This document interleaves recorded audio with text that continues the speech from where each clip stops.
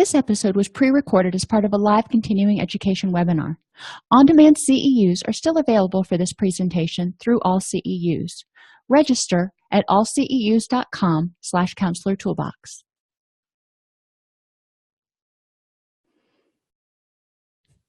I'd like to welcome everybody to today's presentation. We are continuing the Journey to Recovery series, and today we're going to be talking about enhancing motivation. We're going to basically define motivation and all the different types of motivation and ways that we can enhance them in our clients and ways that we can teach clients how to enhance motivation in themselves. And that's one of the things that I really want to have as a takeaway from this. When you teach this curriculum, if you were teaching from the book, for example, the goal of this webinar is to help you figure out how to use the text in order to enhance group and individual activities. So motivation is a combination of desire, willingness, and ability. There's a lot of things I want to do, but I'm not willing to put forth the effort to do some of them. So, you have to have desire and willingness, and you have to have the ability. There are some things that I really want to do, and I'm willing to do what it takes, and I just don't have the ability to do it. Medical school is one of those things. Calculus, way over my head. So I had the desire, I had the willingness to work at it, to, do everything I needed to do. But when it came to calculus, I just couldn't pass that daggum class. So we have to have desire, willingness, and ability.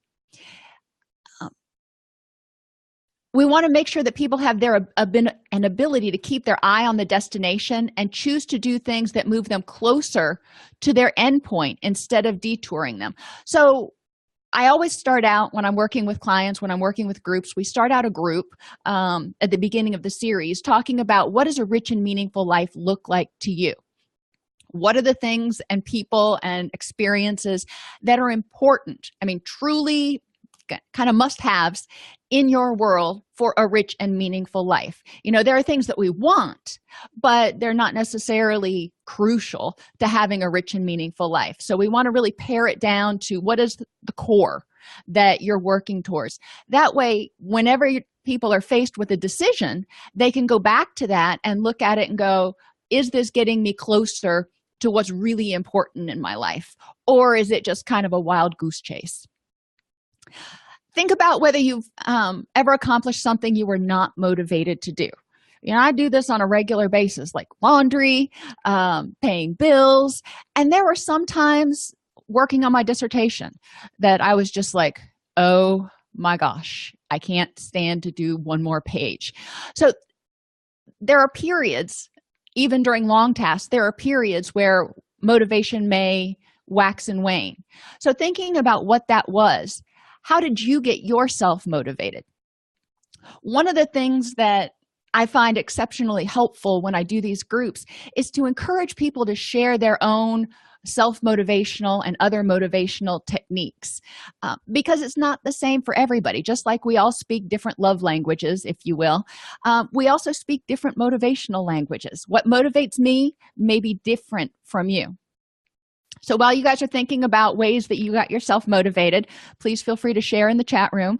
One of the things that my committee chair taught me was to do 15. And I talk about this a lot in different settings, but doing 15, if I could get on the computer and work on my dissertation for 15 minutes, even if I really just didn't want to do it, generally once I got started, it wasn't so bad. And I was the same way with homework. I was horrible when I got home about actually starting to do homework. I didn't mind going to class. I just hated cracking the books later.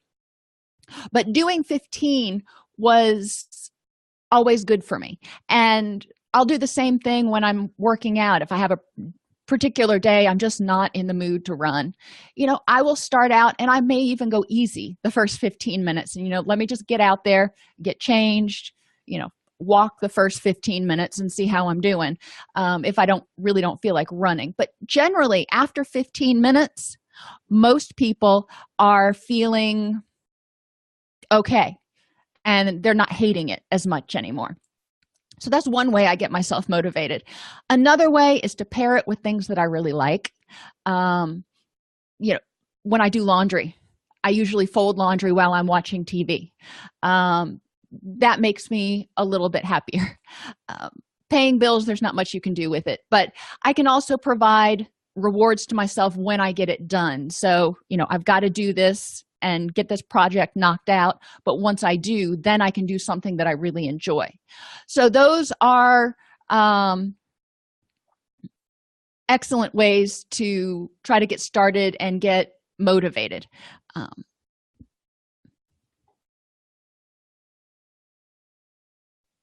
and Jerry shares that she sets the alarm for 15-minute intervals, and her best friend works like crazy during commercial breaks. So that's one way to do it. If you know that you've got to clean the kitchen, and as soon as the commercials come on, you're like, okay, I've got, well, commercial breaks are really long now, so I've got 4 or 5 minutes that I can do something. You can probably get a lot done in that commercial break period. So that's a great suggestion. Some people really like working out during commercials because, again, it's a very time limited thing, and they're like, I can do anything for 4 minutes, and so that helps them get a little bit more motivated to do something. Okay, so principles of motivation. Motivation is a key to change. Well, duh. If we're not motivated, we ain't gonna do it. Motivation, and getting a little ahead of myself, is partly driven by the chemicals norepinephrine and dopamine. So if you don't have enough of those, you may not feel motivated. Hence the reason people, when they're depressed, especially if they don't have enough norepinephrine, may have difficulty kind of getting started and feel sluggish, which is why some of our antidepressants are actually selective norepinephrine reuptake inhibitors. Who knew? Okay, so it's a key to change. Motivation and people are multidimensional, and we're going to spend a lot of time on this today because too often we think of motivation as a cognitive thing, but it's not. Or it's not just a cognitive thing. There are so many more aspects. Motivation is dynamic and fluctuating. So like working on my dissertation, there were some days I was just gung-ho. I'd read a bunch of articles and stuff, and I was like really ready to work on this particular chapter or something. Or when I got into statistics, I loved running stuff through SPSS and getting the pretty graphs. So doing the analysis part of my dissertation was really exciting. So I enjoyed those parts. But then there were other parts, not so much. So, dynamic and fluctuating. When you get to parts that you don't like, or when there are other competing things, think about even something that you've enjoyed doing, like going to the park to go hiking. That's one of my things. Sometimes I've just got other competing responsibilities and I'm not motivated to do it. Like this morning, I almost didn't go to the gym because I'm like, well, I really have all this other stuff to do, even though I had already made a playlist and everything. So we want to recognize that with our clients, when they are trying to change, when the going gets tough, the tough think twice. And that's normal. That's normal to have some ambivalence, whether it's dieting or quitting smoking or, anything that we're doing. Motivation is influenced by social interactions, and it can be modified. Even if you wake up and you're just like, no, today is just not going to happen. And you want to pull the covers up over your head, which a lot of our clients have those days, and a lot of us probably have those days occasionally. But we can lay there and, think about the reasons that we want to get out of bed and improve our motivation, even if it means putting carrots at the end of the stick, if you will, putting rewards at the end. Like, okay, if I go to work today, maybe I'll allow myself to stop and get coffee on the way in. And then maybe I'll treat myself to dinner tonight because I'm just not feeling it. So there are things that we can do.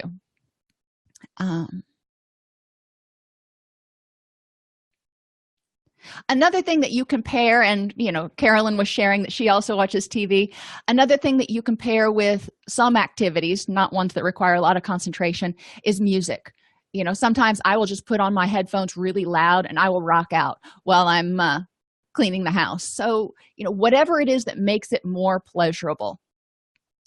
Okay, motivation involves recognizing that something needs to be done. And one of my professors in college had a phrase, and it's stuck with me forever: change causes crisis, and crisis causes change. So let's think about that for a second.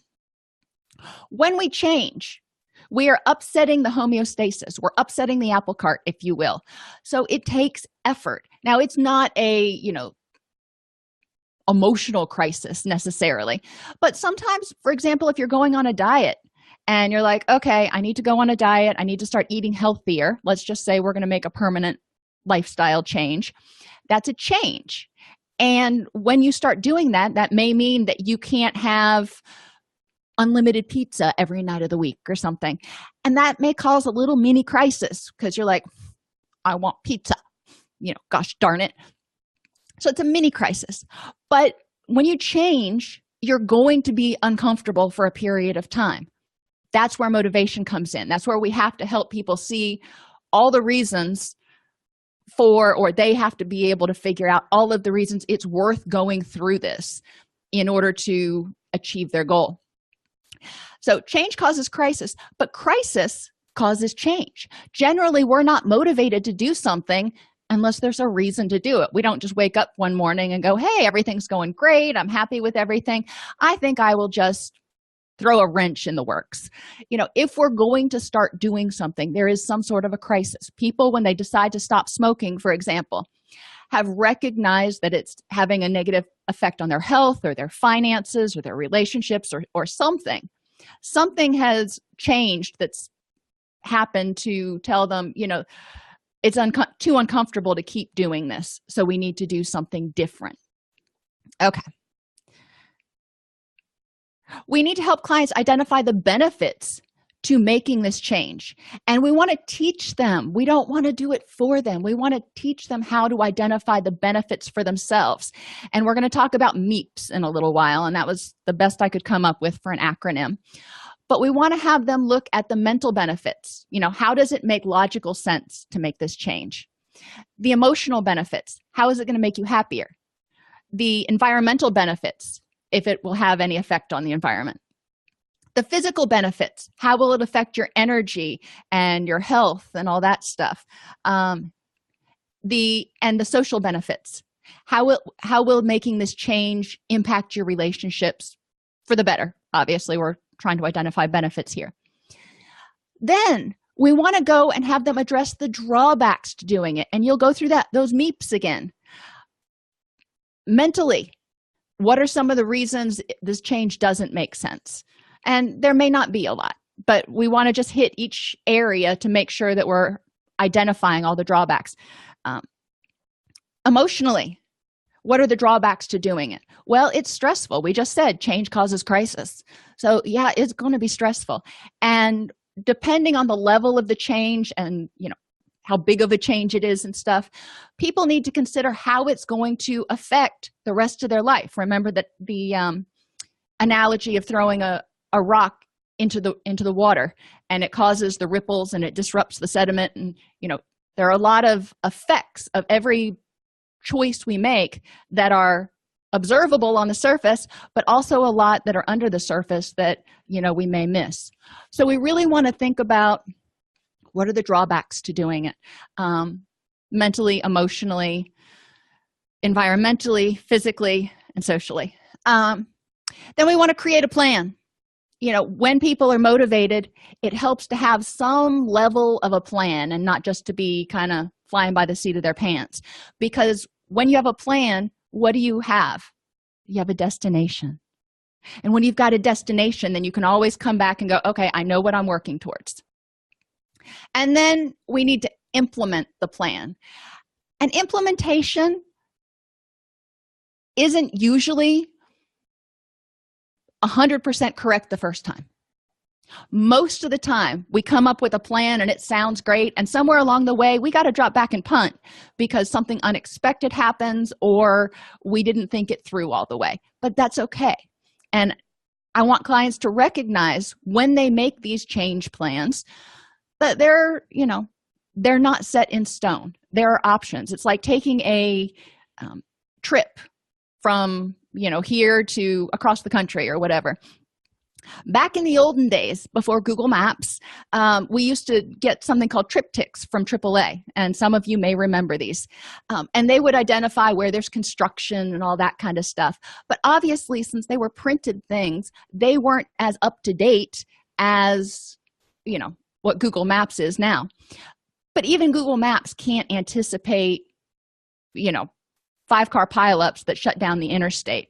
So sometimes you have a great plan for how to get from point A to point B, but along the way, you hit a traffic jam and you're going to have to adjust. And that's okay. So nothing is 100% set in stone. So think about a goal that you've achieved, and you can share or you don't have to share. That's cool. But what did you want to change? And one goal, for example, is, getting in shape. For me, y'all know I love the gym and I love to work out. And I wanted to get back in better shape after I had my daughter. Okay, so that's what I wanted to change. Why did I want to change it? What was the crisis? Well, I had gotten to the point after I had her that, even doing things that used to be simple for me, I was getting a little bit winded and I didn't fit into all my other clothes and stuff. And I'm kind of frugal, so I didn't want to have to go buy a whole new wardrobe. So those were a couple things that went into my crisis. What was uncomfortable about the change? Well, exercising for one, but also having to find time every day to do it.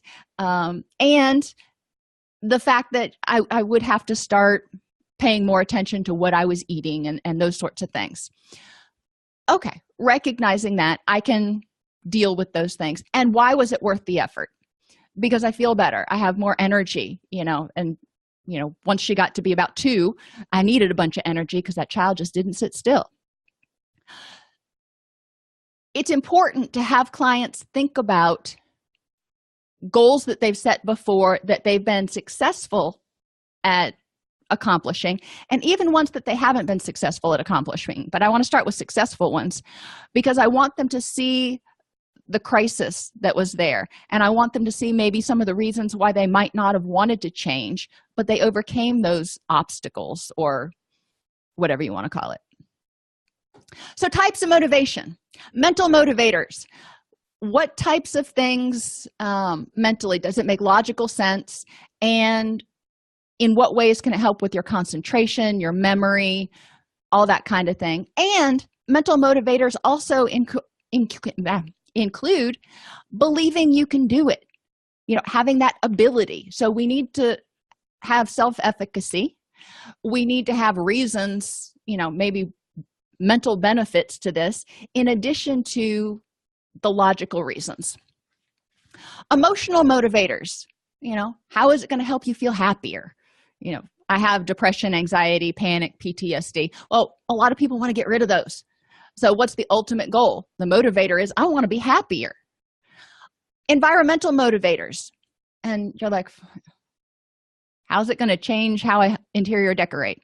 Well, that's not really it. When we talk about environmental motivators, think about those environments that you go into where there may be a lot of tension in the room. Maybe because somebody is continuing to drink or continuing to smoke, there is tension between them and their spouse. And there's always this undercurrent of palpable tension. Well, that can be trying, and it can make it less pleasant to go home. And another way to look at environmental motivators is it going to free up some money or make it possible to improve your environment in some way? Maybe it means you can move somewhere or whatever. But we do want to look at how will this change help you get out of an unhealthy or toxic environment, like Pat said. And environments, and it's a good point. Remember that environments are not just at home. Environments are everywhere. So environments can be, in your car. If you're driving a car that has 150,000 miles on it and breaks down every other week, that's going to be stressful. So if this change you're making is somehow going to help you get a new car, that could be a benefit.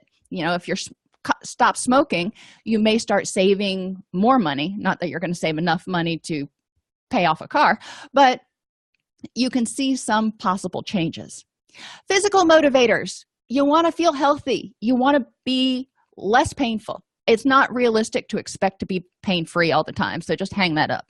But you don't want to be uncomfortable the majority of the time.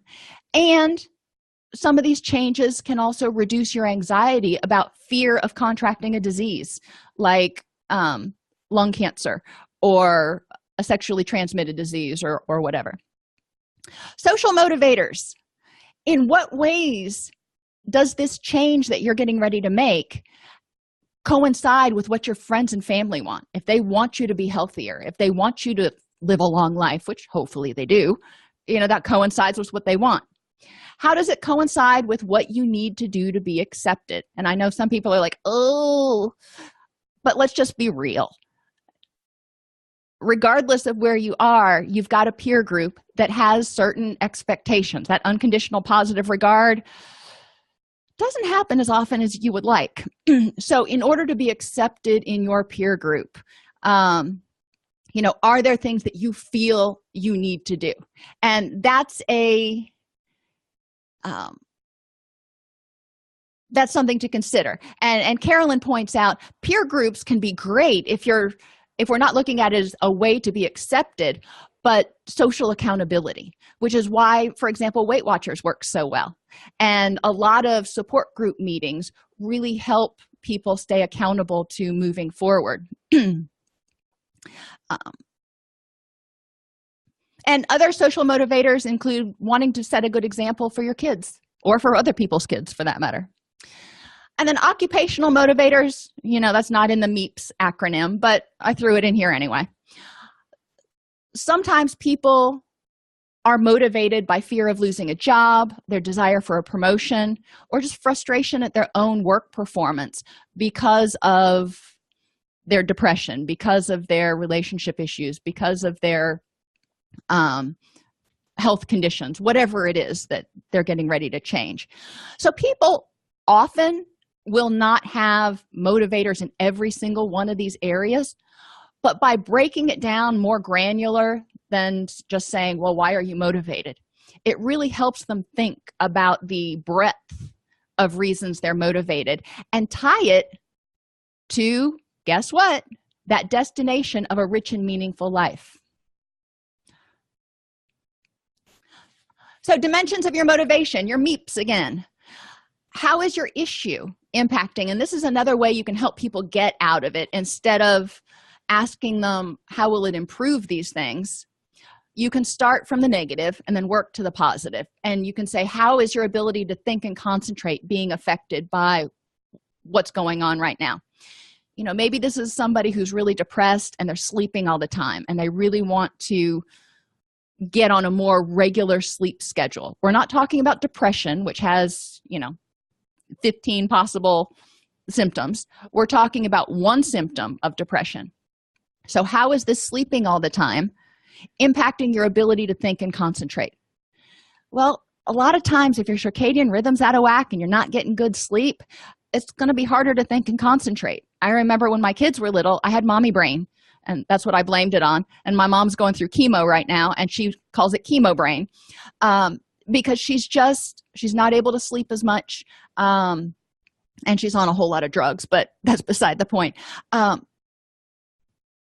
in order to start moving towards your goal of being more awake and alert and able to think and concentrate and be sharp like you used to be, what needs to happen? How is your current issue, and we'll stay with sleeping too much right now, how is your current issue impacting your mood?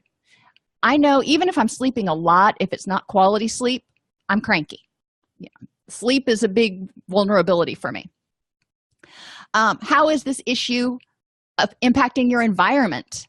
And what is it telling you? So again, if I'm sleeping all the time, I generally, and my circadian rhythms are out of whack, I may not have energy to get up and clean and to dust and to do all those things. And we may start developing flat surface-itis. And that's how it impacts your environment. You can also look at your environment, how it impacts, just the tension among people. Physical health, including sleep and nutrition. How is sleeping all the time negatively impacting your sleep? Well, you're throwing your circadian rhythms out of whack. So you may be getting a lot of sleep, but it's poor quality sleep, so you're never feeling rested. How is it impacting your relationships? Again, not getting enough sleep, you're kind of fatigued, kind of foggy-headed, your norepinephrine's going to go down, so your motivation's going to go really low.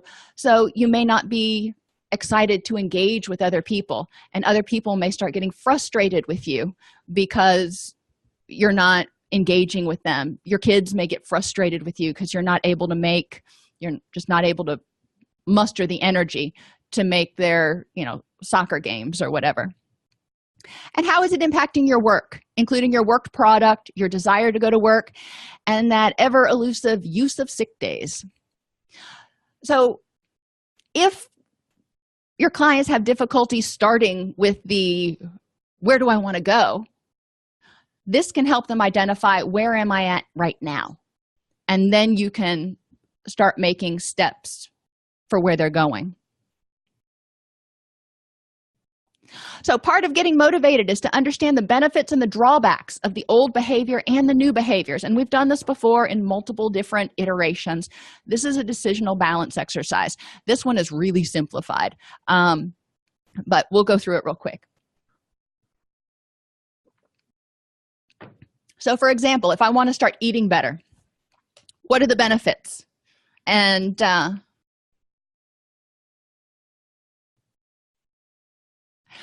Jerry shared a quote before we get into this that I missed when she posted it. Mark Twain once said, if it's your job to eat a frog first thing in the morning, it's best to do it in the morning. Nothing that happens after that will be as bad. I'm going to remember that one. Every time I have to get up in the morning and I don't want to, I'll think about eating a frog. So do the stuff that you don't want to do, kind of get it out of the way. That can be another way of looking at it. So that's really awesome. Okay, so back to this decisional balance exercise. And you can do this in group with clients. You can put it up on the whiteboard, or my ever favorite, break people up into small groups, have breakout groups. Because again, if you're getting them up and you're moving them and they're thinking, they're probably going to be more engaged. If they're just sitting in a circle for an hour, you're going to have people drifting off. But if they are physically moving as well as mentally doing activities throughout the group, they're going to stay much more engaged. So you can have around the room, 3 or 4 different things that someone wants to do, or you can have 2 stations. One is, what are the benefits to eating better? And a lot of people can, list off the benefits that they hear all the time. What are the drawbacks to eating better? And, just brainstorm those. And then talk about solutions to drawbacks. So for example, if you want to start eating better, have you ever looked at the fact that a lot of the healthy food at the grocery store is way more expensive than the junk food? So it's more expensive. A lot of times you have to prepare it yourself. And a lot of the things that we really like to eat may not be on that healthy menu. So you may have to cut back, not cut out, but cut back on some of those.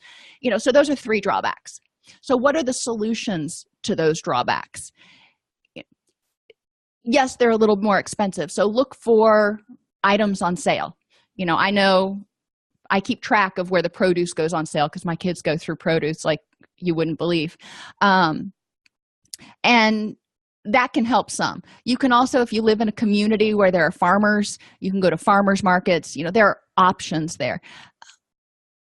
You have to cook it yourself. Well, that's true, but you can also cook ahead of time. Just because it's healthy, nutritious food doesn't mean it has to be cooked that very day. So there are a lot of cook-ahead meals and stuff that you can do.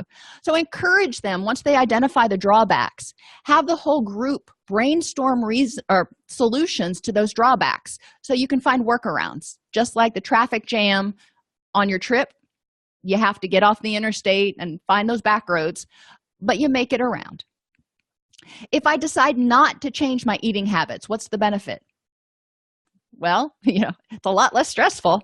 What are some solutions or alternative ways to meet the same needs? So if I'm thinking it's stressful to change my eating habits, what is a way to make it less stressful? One could be taking a community education class on cooking. Another could be get together with 4 friends for that social motivation and alternate who cooks dinner each night and just have dinner at each other's houses or something. So encourage people to be open-minded. There's no stupid solution. They're all creative solutions, and encourage them to get outside the box. And sometimes you may need to throw some really radical stuff in there, and it's not going to work for everybody. They have a lot of those services now that you can order fresh food to be delivered to your door, and with meal plans and everything. Well, that sounds lovely. That sounds awesome, but it's also not cheap at all. So that's not going to work for everybody. So encouraging them to look at what works for them. In our house, yes, I buy frozen vegetables. It just is the way it is, because it's hard to keep all the fresh vegetables in all the time, but that's a workaround. It's still better than canned and stuff like that sometimes. So stages of change. We've got clients that are ready to make changes. They've identified all the reasons they want to make a change. They've eliminated or mitigated all of their concerns about making a change. So they're gung-ho now. And they're like, okay, I can do this. All right. Well, that's great. In that place, they're in what we call the action stage of change. Now, some of your clients, when you're working with them in group, may not be quite there in terms of change. So what we're looking at in terms of motivation is very different. So when somebody is in preparation, which is just what it sounds like, they're preparing to make a change, they know there's a problem, they want to figure out how to solve it, and they're ready to get started taking action. So the motivation here is to move them from the preparing stage, where they've got some apprehensions still, to doing something. With pre-contemplation, these people don't realize that there's a problem yet. So if you're working with a client who, based on your discussions, they're drinking a little too much, or, drinking heavily, or there's something else going on that they need to make a change, but they're not ready to do it yet. They don't see it as a big problem. Okay, so they're considered pre-contemplation. They're not even contemplating the issue that there's a problem. There are 3 types. Reluctant pre-contemplators don't have sufficient knowledge or awareness about the problem. So, for example, my old boss had diabetes, and he didn't have sufficient knowledge or awareness at first about the problem, because he was obese and obviously didn't have some of the best eating habits in the world, as well as stress management, but that's a whole different story. So he didn't really realize how stress was impacting his blood sugar levels as well as his eating. And it was important for him to get that information, for him to even start saying, oh, maybe this working 18, 20 hours a day, 6 and 7 days a week isn't what I need to do. So we need to help them recognize that, or clients that don't have enough information, get the information they need to make an informed decision.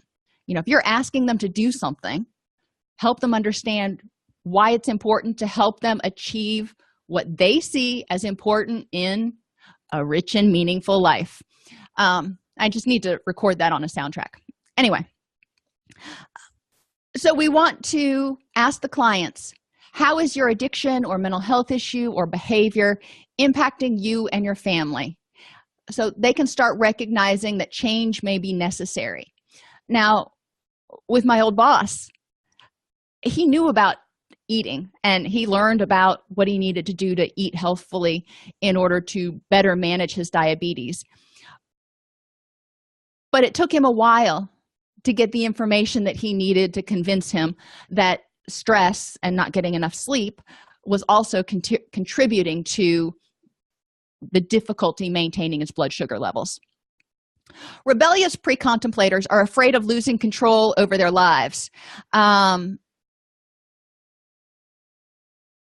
Rebellious pre-contemplators feel like they're being forced or lectured to, and that's the last thing we want in a motivational setup. We just want to talk to people and go, okay, how can we form a mutually agreeable goal? I'm not going to, you're the captain of your own ship. I'm not going to force you to do anything. If you want to, we'll take my boss's example. If you want to get your diabetes under control, I am here to educate you, but I'm not going to tell you necessarily that you have to stop doing this, that, or the other. You have the ability to make those choices. So asking clients, what things are making you feel forced into this change? Or what things are you afraid of losing control over? Empower. In pre-contemplation, surprisingly, because they're saying, I don't have a problem, you wouldn't think that empowerment would be a key feature, but it so is, because we want clients to get engaged and really go, you know what, this is a change I need to make and a change I want to make. So they have the desire, willingness, and ability. Once we figure out the things that are making them feel forced into recovery, we want to look at how we can reframe those things so they feel less angry or annoyed. When I worked with involuntary clients from probation and parole, they were pre-contemplators, no doubt. And they were annoyed that they had to be in group with me for 16 weeks. Yeah, I don't blame them. I wouldn't want to be told that it was mandatory that I do this. But it was how it was. And if they wanted to get off probation, then they had to come to my groups, which were substance abuse groups. So instead of approaching them with this attitude of abstinence is the only way, you got to quit using, yada, yada, I approached them from the perspective of, you want to get off probation. The only way to do that is to stay clean for the full 16 weeks and to attend every single group. Those are the rules. The judge set those. I have no control over those. So since you're stuck with me for 16 weeks, how can I make this worth your effort and time? What is it that you want to learn? What could we do? And a lot of times we did basic coping and life skills, parenting. A lot of stuff came up about current presenting issues when we would go around the room and I'd do check-ins and everything. So there was stuff to cover, but the goal was here, since they didn't think substances were a problem for them, was not to keep beating that poor dead horse. It was to say, okay, you're not ready to see that problem yet. What problems do you have? And then, if they had difficulty staying clean and sober and attending for the 16 weeks, then that was kind of the elephant in the room we needed to talk about. Resigned pre-contemplators feel hopeless about change and overwhelmed by all of the energy required.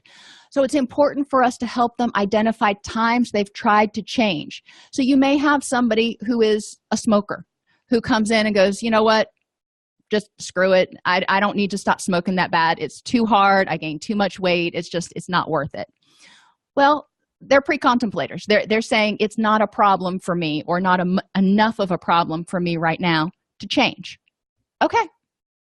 So if they're in your office and, theoretically you want them to figure out how to change, we want to say, okay,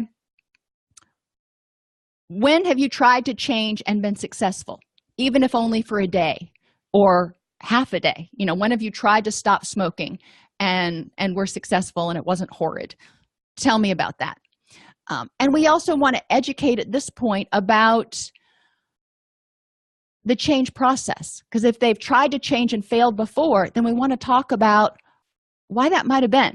What did they miss? What did they not have the knowledge about? Or how did their treatment plan fail them? Because sometimes, I will take responsibility. if we miss this gaping thing that was a trigger for them. So we want to talk about, what causes behaviors, why people choose behaviors, and the fact that humans choose the behavior that is most rewarding. So if they're faced with this recovery behavior or this old behavior, and the old behavior for whatever reason at this point in time is more rewarding, they're going to choose that. So I need to understand why. Why was this more rewarding than this? And it could be they just don't have strong enough skills and tools yet. It could be something else was happening that, the recovery skills and tools they had just couldn't touch. And if we're talking about addiction, they needed to numb or escape from for a while. I don't know, but help me understand. So I want to talk to them from that perspective and say, let's join together and figure out how to help you move toward a rich and meaningful life. Because if they're pre-contemplation and they're in your office, they're being forced by somebody, whether it's their spouse that says you do this, or I'm going to divorce you, or somebody in the system. They're not there by choice. And yes, pre-contemplation is really hard to jolt people out of sometimes, if you will. So when we're talking about motivation for pre-contemplation, we're not talking about moving them from pre-contemplation to treatment. No. And that was the mistake I made for the first 2 years that I was practicing.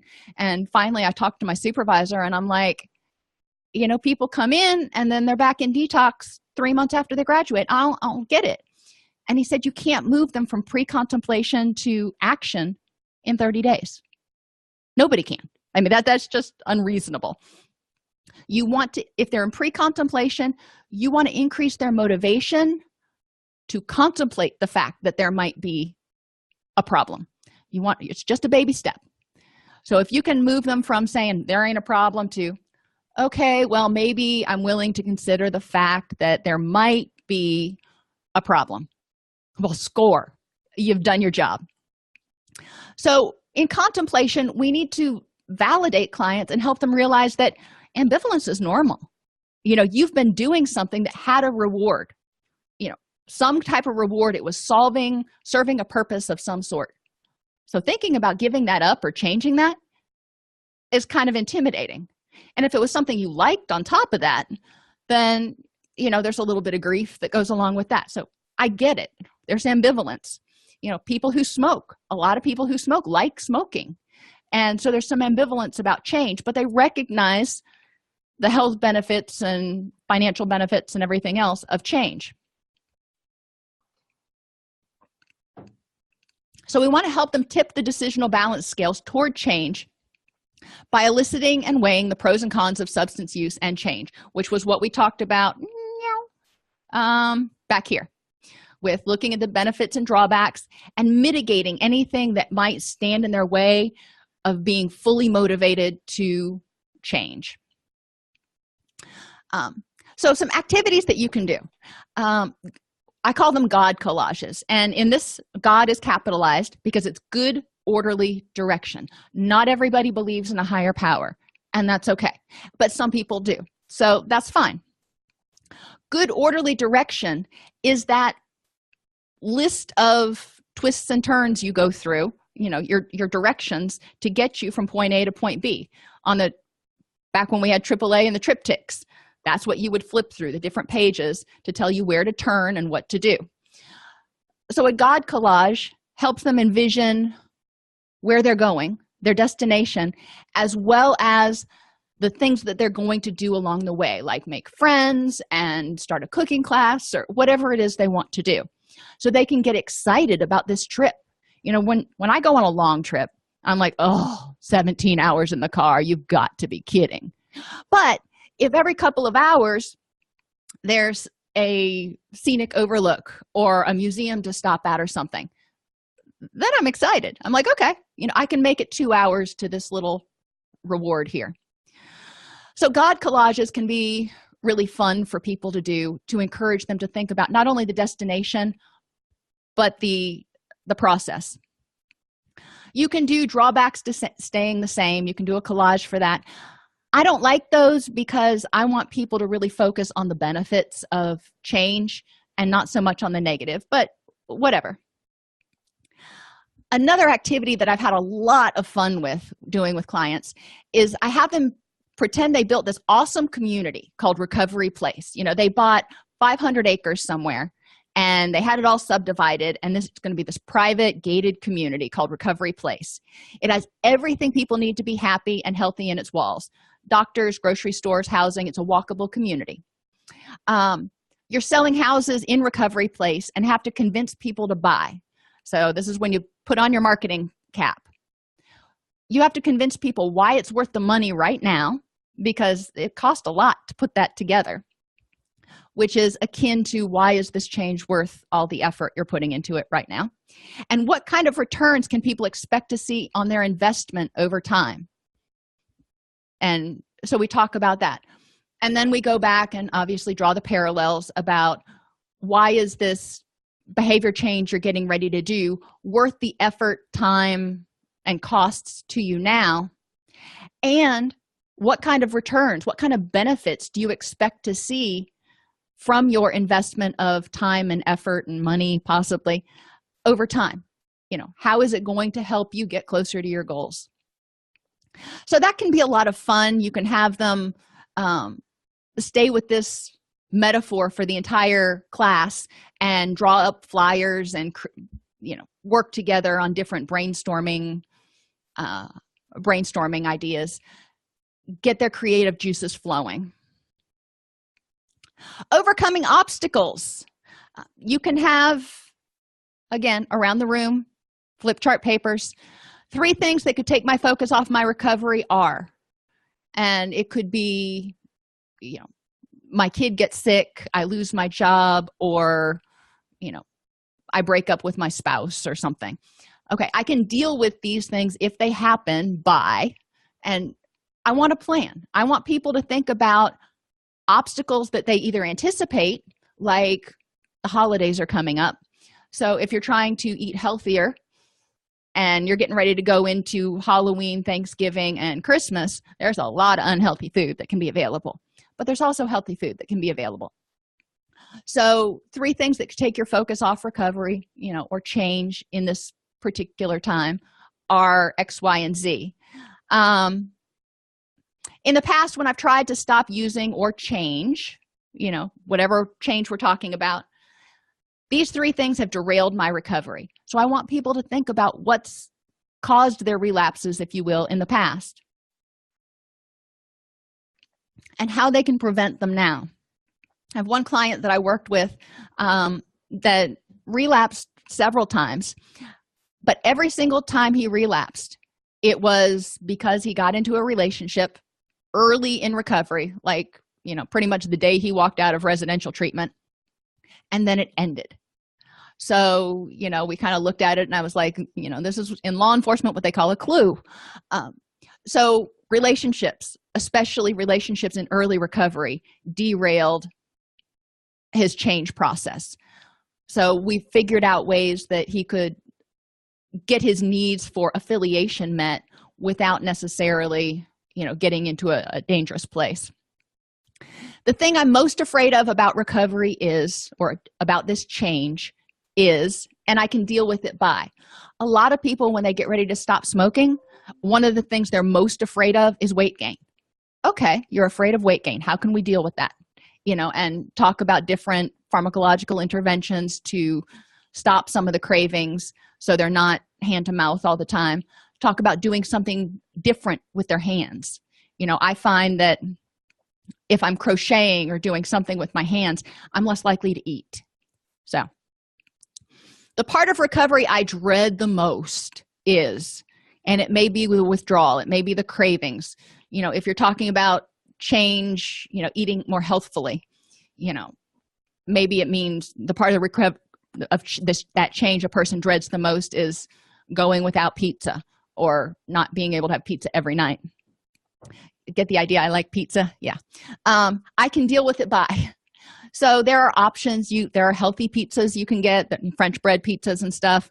You can allow yourself to have it once a week or something. So we want to help people visualize any obstacles that may come up, just like you visualize if you're driving along and there's a traffic jam on the interstate, you've got to figure out, okay, how do I get around this? We want to anticipate, if there is a traffic jam, what steps are you going to take in order to figure out your way around? Preparation.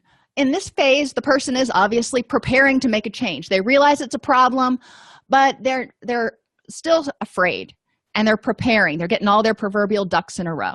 So have them clarify their goals. Create a menu of options for change or treatment, which means asking them, where can you find information about this? I can spoon feed it to you, but when you make changes in the future, how are you going to find out what your options are for change? If you want to start eating more healthfully, or if you want to stop smoking, or if you want to, maybe you're renting right now and you want to buy a house. Okay, those are all changes. How do you figure out what your options are for making those things happen? Connect with others who are making a similar change. If it's recovery from substances, if it's depression recovery, if it's weight loss, whatever, get that social support. Identify and deal with barriers to change. Get a commitment from people close to you not to expose you to triggers. So whatever it is, if you're trying to buy a new house, then you're probably going to need to save money for a down payment. So if you've got a friend coming over all the time going, oh, let's go on vacation this weekend, let's go out to Vegas, let's do this, that's a trigger for spending money potentially. But consider any triggers that might derail you. Review what's worked in the past for you, and if things haven't worked in the past for you, or maybe you've never tried change before, encourage them to think about what's worked for people they know who've done something similar. Plan for handling finances, childcare, work, transportation, or other potential commitments. Why? Why do we need to plan for all this, assuming they're not going into residential?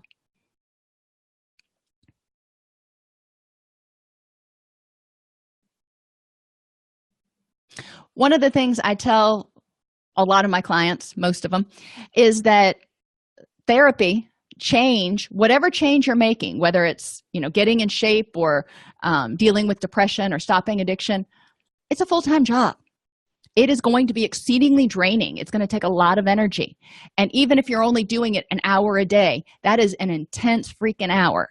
So it's important for them to figure out ahead of time, okay, I'm going to be using a whole bunch, this is going to be an energy suck for 12 weeks or something. How can I manage the rest of the must-dos in my life during this period so that they don't derail me? Encourage people to publicly announce plans to change in order to help themselves become accountable, as well as aware of any inner resistance. If they're not willing to announce it to other people, then there may be part of them that either doesn't think they can, they don't think they have the ability, or they're not willing. So, those are two of the three parts of motivation that we need to work at. And if they're not willing to tell certain people, that's another thing. And we're not going to force them to tell anybody what they're getting ready to do. But if they think about making a change and they're like, yeah, I'm not sure that I really want to tell my parent about this, because whenever I've tried to change something in the past, they've told me that I was going to fail, or when I have failed, they've kind of rubbed my nose in it or whatever. And okay, that's okay. That's protective. But we do want to figure out anything that might be holding people back. And continue to have people refine their vision of a RML, rich and meaningful life. One way you can do that is have clients write a letter to themselves from the future. So this is a letter, it's kind of like a postcard you send from Hawaii or something, but this is you in the future after you've made this change, and you're writing to yourself in the present going, oh my gosh, not only is it as good as you thought, but it's even better, and these are all the reasons why. And that gives the person something to kind of focus on.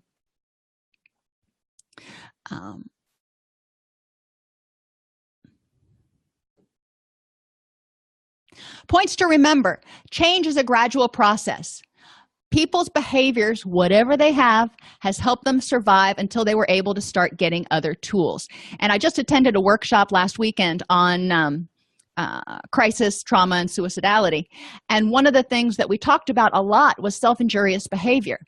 A lot of people who are self-injurious are not necessarily suicidal. The self-injury is one coping skill they have that's helping them survive right now. Because when they do that, they're either controlling their pain, they have complete control of how much they hurt, and or they may be so numb that self-injury actually lets them feel something. So self-injury can be looked at from in what way is this helping the person survive? Not that it's the best option by any means, but what is the function of this behavior? Okay, that behavior was serving a function to help you survive. That's awesome. That means you want to survive. So let's figure out a new way to do it that's healthier. And remember, it's gradual. So, somebody who has been self-injuring is not just going to turn around in 24 hours and go, no, don't need to do any of that anymore. I'm good. There's going to be a process. So you may need to back down to, when they feel the urge to self-harm, hold ice cubes in their hands. That hurts. That gives you that sensation to either focus on or to feel something. So there are non-self-injury options. I had one client who would put on her headphones and turn up music really, really loud, and that allowed her to sort of feel and have some control over something. Was it good for her ears? No, but I wasn't going to split hairs. Encourage people to develop 2 or 3 sober, sane social supports. And by that, I mean people who are not in active addiction, people who are relatively emotionally stable. They're not off in this, far end of the spectrum of, you should do this or you shouldn't be on any medications or whatever. And there's social supports. I mean, there are people who accept you for who you are, where you are right now, and they are able to provide healthy support with healthy boundaries. Before people criticize themselves, they need to ask themselves if they would be as critical of their best friend or of their kid. Because most people, and think about yourself, most of us are much more critical of ourselves than we are of anyone else. We don't hold people to the same standard. If you're dealing with a client with an addiction, recognize that they're probably addicted to many things, and when deprived of their addiction of choice, whether it's alcohol or drugs or whatever, they may seek out other behaviors to help them escape, to help them numb. They need to recognize that they may also have other coexisting mental health or physical disorders that require attention. So behavior change isn't necessarily just about changing thoughts or changing behaviors. There can be other things that need to be addressed. Anticipate possible family health system and other problems, and identify high-risk situations and develop appropriate strategies to overcome these. So, for example, if you're trying to quit smoking, going to somewhere where people are smoking, I guess you can't smoke in bars anymore, but anyway, going to somewhere where there's a lot of nicotine use can be triggering. So how can you overcome this if it's somewhere you have to go? When people are getting ready to make a change, they've got to remember they only have so much energy. And I talk about having a 5-gallon bucket of energy, and they have to balance it between their areas. So I encourage them to think about their current emotional happiness. How can they improve it? And how can they reduce stress so they're freeing up some energy? Mental, creativity, concentration. How can they improve this? Maybe it's getting more sleep, maybe it's not letting their blood sugar get too low, whatever it is. And how can they reduce stress? Physical pain, sleep, nutrition. Again, how can they improve this right now so they're not under as much stress? Because when you're under stress, whether it's emotional, cognitive, or physical, you have increased levels of cortisol that are going to impact mood and energy and sleep and everything else. Social relationships, hobbies, your recreational aspect. How can you improve this so it's bringing joy to your life? And environmental. How can you improve the environment that you're living or working in. If you've got a cranky colleague that works in the same office, how can you deal with that in order to reduce your stress so you have more energy, that you're not using a bunch of energy in these areas to deal with stress. That's all kind of freed up, and you can use that energy to devote towards your behavior change. So motivation is multidimensional: mental, emotional, environmental, physical, social, and spiritual. It's just as important to understand why a person is motivated to do the current behavior, smoking, overeating, using drugs, gambling, whatever, as to understand why he wants to change. And you've got to remember that even when you're looking at depression, why does somebody want to stay in bed all the time and pull the covers over their head?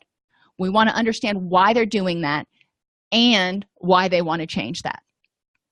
Part of developing motivation is addressing obstacles and creating a clear destination that is meaningful for that person, so a mutually agreeable goal. Alrighty, everybody, thanks for all the interaction and feedback in the chat room. Are there any questions?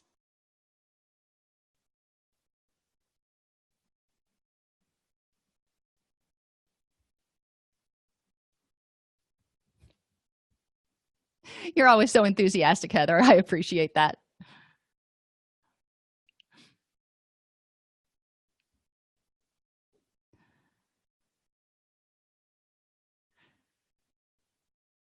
Alrighty, everybody. So I will see you on Thursday. Have a great day.